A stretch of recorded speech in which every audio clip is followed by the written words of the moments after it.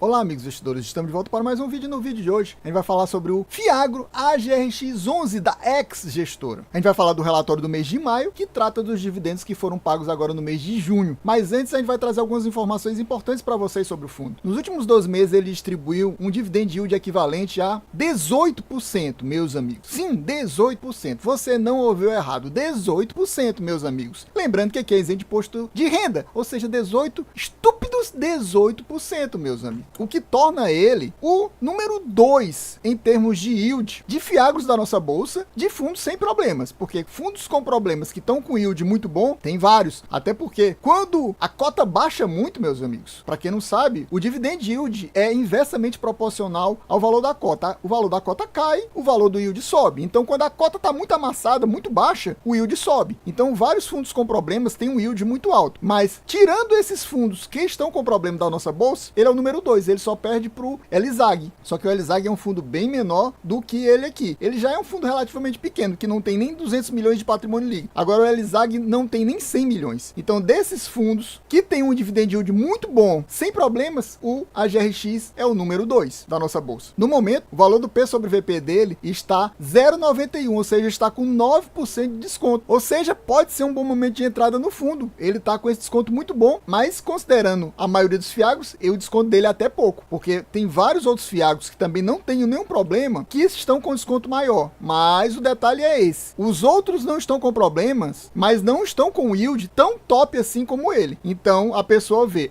esse não tem problema, tem um yield top, eu vou entrar nele. Aí o que acontece? O fundo se valoriza. Por isso que ele está com desconto de apenas 9%, mas ele já esteve mais caro. Teve uns 2, 3 meses atrás que ele distribuiu o menor dividend yield dos últimos meses dele, provavelmente da história do fundo, e por isso ele caiu muito. Mas aí a partir do mês passado ele voltou a distribuir 13 centavos, aí voltou a ficar um pouco mais caro, mas não tão caro como ele era antigamente. Agora fazendo aquilo que eu gosto de fazer sempre, que é trazer o dividend yield distribuído nos últimos 12 meses, considerando o valor da cota de mercado a valor da cota patrimonial, ou seja, como se o P sobre VP estivesse 1. Nesse caso, que eu considero que seja o ideal, o yield cairia de 18% para 16,48%. Meus amigos, mesmo assim, é um dividend yield muito top. Ele é, em termos de yield, um dos melhores da nossa bolsa. No último mês agora, de junho, e no mês passado também, ele distribuiu 13 centavos. Meu amigo, isso também é muito top, porque a maioria dos fiagros são high yields, assim como o AGRX, e a maioria está distribuindo o quê? 10 centavos e 11 centavos. Alguns mais high grade ou middle risk estão pagando 10 centavos, o que é melhor. Você pegar um fundo middle risk pagando 10 centavos do que um fundo high yield pagando 10 centavos. Mas a maioria está nessa faixa, 10, 11, 10, 11, 10, 11. E aqui tá 13, meus amigos. Ele está distribuindo um dividendo que a maioria dos fiagros distribuía naquela época que a Selic estava 13,75% ao ano e não como agora, que é 10,5%. Ou seja, ele realmente está com um yield muito bom. Mas naquela época que a taxa Selic era 13,75%, ele normalmente pagava 15 centavos, 16 centavos. Ele sempre foi um fundo que se destaca nessa questão de distribuição de dividendos de yield alto. Mas por quê? Porque a gente vai mostrar agora no relatório dele. Tá aqui, chegamos aqui ao relatório do fundo. Esse é o motivo que o fundo distribui tão bem. Olha aqui, ele é um fundo que ele é majoritariamente indexado a CDI. E a taxa dele, média da carteira, é CDI mais 5,6. É uma das taxas médias mais altas de todos os fiagros. Ou seja, ele realmente cobra muito mais dos devedores dele. E a taxa de IPCA que ele tem é IPCA mais 10,5. Também uma das maiores de todos os fiagros. Então você vê que é uma combinação de duas taxas high yield. Então nesse final das contas, não tinha como ele ser um fundo que pagasse pouco, porque ele é um fundo mais arriscado. Tem muitos fiagros, por exemplo, que fogem de empréstimos a proprietários, digamos assim, donos de fazendas, e ele aqui empresta para essa turma, porque a maioria eles querem emprestar para grandes empresas que tenham balanços auditados e tudo mais, e ele aqui não, ele se arrisca mais. Você vai ver que nos devedores tem vários nomes que são o nome do devedor mesmo, SRA, por exemplo, Valéria, é desse jeito. Então você vê que ele se arrisca mais. Então por isso ele também traz esse retorno maior, mas ele é mais arriscado. Então fique com isso na memória. Se você não tem medo de risco, aqui é bom, porque aqui tá pagando lá em cima, mas ele é mais arriscado. Ele teoricamente ele é mais arriscado. A gente vê aqui nos comentários do gestor que no mês de maio ele comprou mais 2 CRAs, o Santa Helena e o Diana. Diana e o nome de um devedor, ambos do setor sucroalcooleiro, que é um setor que normalmente tá top, bem top, desde o ano passado, tá sempre trazendo altos retornos. E e normalmente sem nenhum problema. E ele diz aqui, em outras palavras, o que normalmente os outros relatórios dizem assim: todos os devedores se encontram adimplentes, ou seja, todo mundo pagando. Ele diz assim: o fluxo de pagamentos das operações segue conforme o esperado. Em outras palavras, está todo mundo pagando em dia, mas sem dizer que todos estão adimplentes. E aí ele fala que no mês de maio, que foi referente aos dividendos pagos em junho, o fundo novamente pagou 13 centavos e atualmente ele possui reserva de 9 centavos, ou seja, ele tem uma reserva ainda muito top. Essa reserva top praticamente garante que mesmo que algum mês ele receba em receita 10 centavos, ele complemente e mantenha aqueles 13 centavos. Eu acho que com esses 9 centavos de reserva, ele deve se manter trazendo 13 centavos, principalmente agora que já é uma certeza que a Selic não vai cair tão cedo. Ele deve manter esses 13 centavos, eu acredito, pelo menos por uns 2, 3 meses sem problemas. Aqui a gente vê a questão dos percentuais que o fundo é indexado a qual índice. Então a gente vê que ele basicamente, majoritariamente, assim como a maioria dos fiagos, ele é um fundo principalmente indexado a CDI. 80% da carteira é CDI, 16% é IPCA e 4% é prefixado. E eu gostaria de aproveitar esse momento para perguntar para vocês: você possui o AGRX11 na sua carteira? Está pensando em colocar ele na sua carteira? Aumentar a sua posição? Reduzir sua posição? Ou até mesmo zerar a sua posição? Que outro fiago você possui na sua carteira? Me diga aqui nos comentários para a gente trocar essa informação, trocar figurinhas. Me diga quais são os seus fiagos, que eu direi quais são os meus fiagos. E meu amigo, se você ainda não é inscrito nesse canal, não perca mais seu tempo de forma alguma, já se inscreve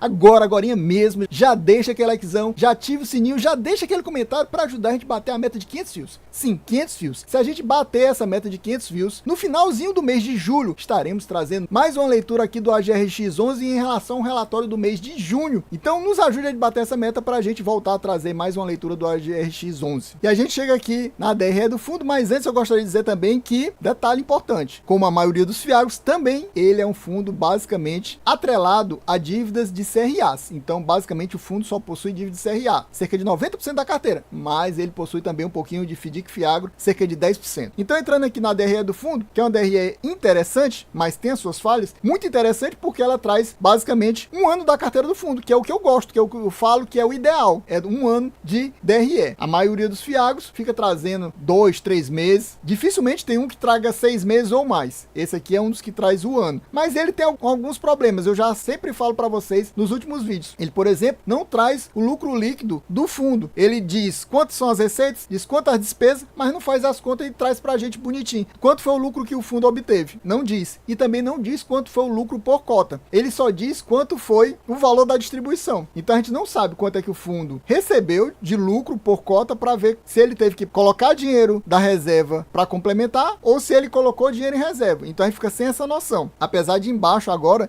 ele dizer quanto é que tem a reserva. Você vê aqui que nos meses de março para trás ele não mostrava quanto é que tinha de reserva de caixa. E agora ele mostra. Dá a entender até que não tinha, mas eu creio que tinha sim. Então ele, a partir de abril, ele começou a mostrar quanto é que tinha de reserva. Isso é bom, mas ainda continua com esses defeitos. Não mostrar quanto é o lucro líquido total do mês e sem mostrar quanto é o lucro por cota, que é importante para a gente ver se ele está distribuindo a mais do que ele recebeu ou a menos. Apesar de aqui você perceber, ó, que teve uma queda no valor que ele tinha em reserva em relação ao mês anterior, ou seja, ele colocou o dinheiro que tinha em reserva para complementar, não foi muito, cerca de 100 mil praticamente. Mas vamos ver aqui que eu anotei, eu fiz as contas e trouxe pra gente. Eu já tinha feito isso nos meses anteriores e fiz também em comparação do mês de abril com o mês de maio. Você vê que no total, olha aqui, no mês de abril, ele tinha recebido em receitas absurdos 4.261.000, muito acima da média dele. É aquela questão, porque assim como outros fiagos, tem uns devedores que pagam mensal, tem devedores que pagam trimestral, semestral. Então nisso, tem meses que o fundo vai receber mais dinheiro e tem meses que o fundo vai receber menos dinheiro. Então nesse mês de abril ele recebeu o dobro do que normalmente ele recebe. E a partir do mês de março, entrou o dinheiro novo, digamos assim, da última emissão de cotas que o fundo fez. Você vê que em fevereiro o fundo tinha 14.277.000 cotas e a partir do mês de março passou a 17.903.000 cotas. Ou seja, na teoria, diria que a partir desse mês de março, o valor que o fundo iria receber seria maior do que o dos meses anteriores. E nem foi isso que aconteceu. Você vê que, por exemplo, no mês de janeiro ele recebeu 2.134.000, mesmo com menos cotas do que no mês de março. Ó, no mês de março recebeu cerca de 2.100.000. Tinha menos cotas e recebeu mais dinheiro em janeiro do que em março. Então, em relação a março, por exemplo, que ele já tinha a mesma quantidade de cotas, o mês de abril foi mais do que o dobro do valor. Então, com isso, ele colocou muito dinheiro em reserva. A princípio é como ele tivesse zero de reserva e colocou 1.749.000 em reserva. Colocou essa reserva absurda. Você Você vê que ele teve em outras receitas, que a gente não sabe exatamente o que é isso aqui, não fica claro pra gente, poderia ser, por exemplo, ganho de capital em vendas, mas a gente não sabe exatamente o que foi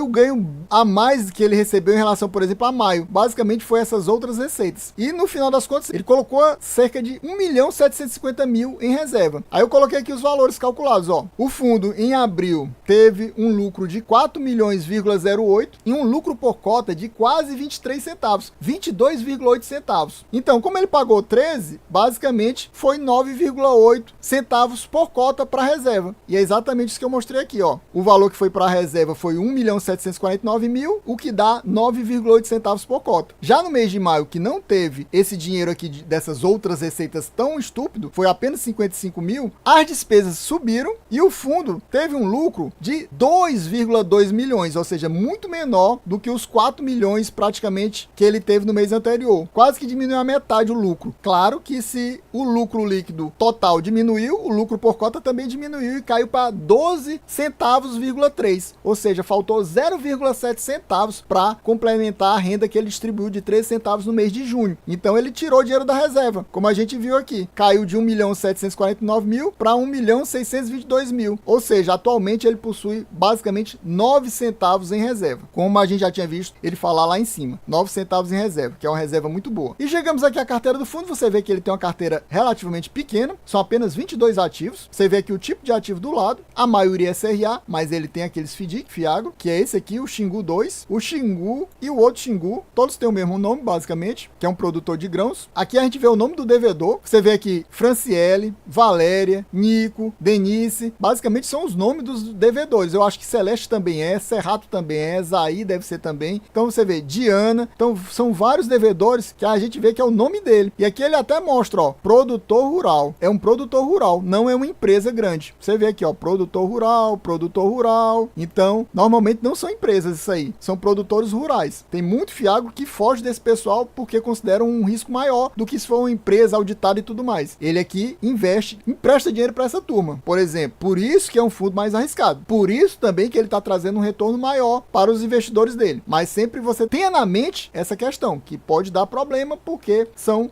dívidas mais arriscadas. E a gente vê que eu marquei aqui alguns CDIs com as taxas bem altas. Ó, CDI mais 8 do Serrato aqui, CDI mais 7,5 da Valéria e esse CDI maior ainda, CDI mais 9,55, é um CDI já no ultra high yield praticamente do Xingu, mas aqui é um FDIC, aqui já não é mais um CRA. Aqui esses dois eram CRAs. Você vê aqui, por exemplo, como é que o pessoal paga, qual a periodicidade que o pessoal paga os juros. Ó, tem gente que é semestral, tem gente que é anual, então é por isso que dá aquela variação também nos rendimentos. Vai ter gente que eu acho que vai pagar só em janeiro, vai ter gente que vai pagar só em julho e assim por diante. Como no mês de abril, por exemplo, teve muita gente pagando, por isso que deu aquele rendimento absurdo do mês de abril, que ele aproveitou para fazer reserva. Aqui você vê o valor investido, aqui você vê o indexador juntinho das taxas, aqui você vê o patrimônio líquido investido em cada uma dessas dívidas. Pessoal, então a gente vai ficando por aqui, espero que vocês tenham gostado. Quem gostou já sabe, se não for inscrito, se inscreva agora mesmo, já deixa aquele likezão, já deixa o comentário para ajudar a gente a bater a meta de 500 views. Sim, 500 views. Se a gente bater mais uma vez essa meta de 500 views, estaremos trazendo no final do mês de julho o relatório aqui do mês de junho do AGRX11 da ex-gestora. E aproveite para ver aqui embaixo mais um conteúdo aqui do canal para você continuar seguindo, vendo o canal. É isso aí, valeu, até a próxima e fui!